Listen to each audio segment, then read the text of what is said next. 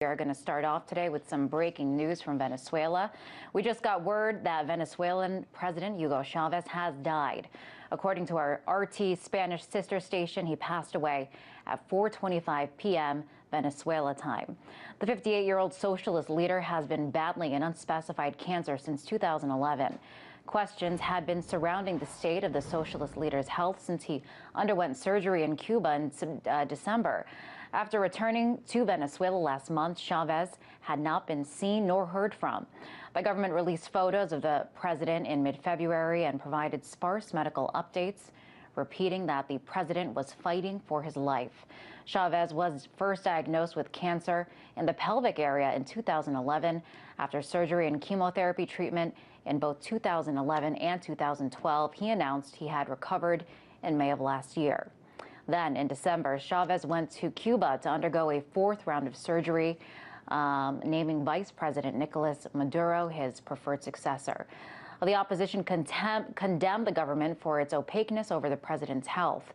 Hugo Chavez was elected for another 6-year term as president in October of last year.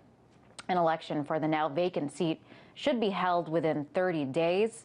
For more on his 14-year rule, RT correspondent Lucy Kafanov takes a look back on the leader's legacy. A military man known to many as El Comandante. Yes, it's a good one. It's going to work very well. A politician devoted to promoting Venezuela's role as a key player on the world stage.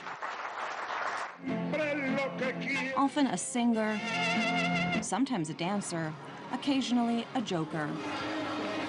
Some people think I'm unable to speak in public for less than 5 hours.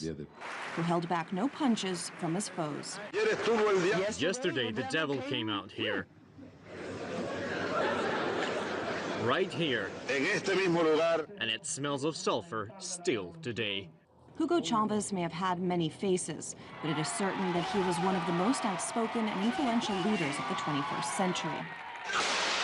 The world first met him as a young paratrooper with a tank.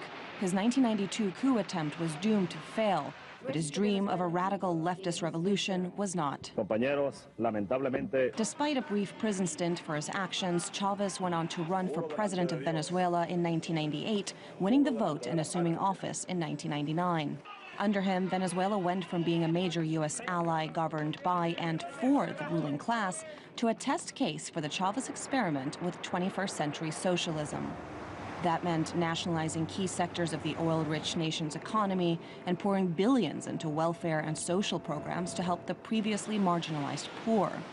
Chavez helped slash poverty rates, drive down unemployment, and reduce income inequality, winning die-hard supporters among the impoverished. But his Venezuela was also one of the most corrupt nations on earth, with a murder rate exceeding that of Iraq. Charges of authoritarianism, suppressing the judiciary, and silencing the press dogged Chavez throughout his presidency.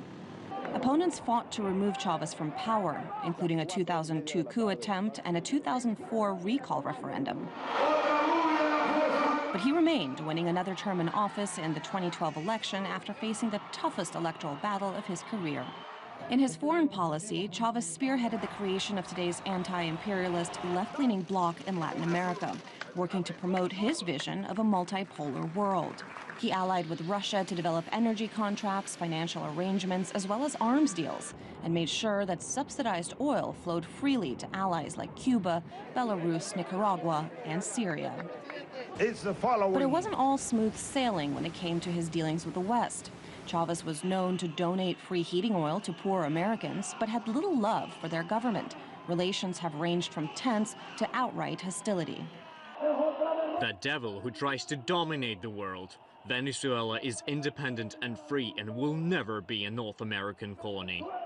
But in 2011, Chavez took up a new battle, the fight for his life against cancer. But just before the new year, and after 4 operations in Cuba, Chavez named his vice president as the preferred political heir. The final war waged by El Comandante. Venezuela's founding father, Simón Bolívar, was a hero in Latin America's push for independence. For Hugo Chavez, he was the inspiration for a populist revolution and a push to bring about a new world order. Revered by some, reviled by others, It is undeniable that Chavez and his Bolivarian revolution left a permanent mark on this country, this region, and the world. Lucy Kafanov, RT, Caracas, Venezuela. And we will be bringing you more details as this story develops.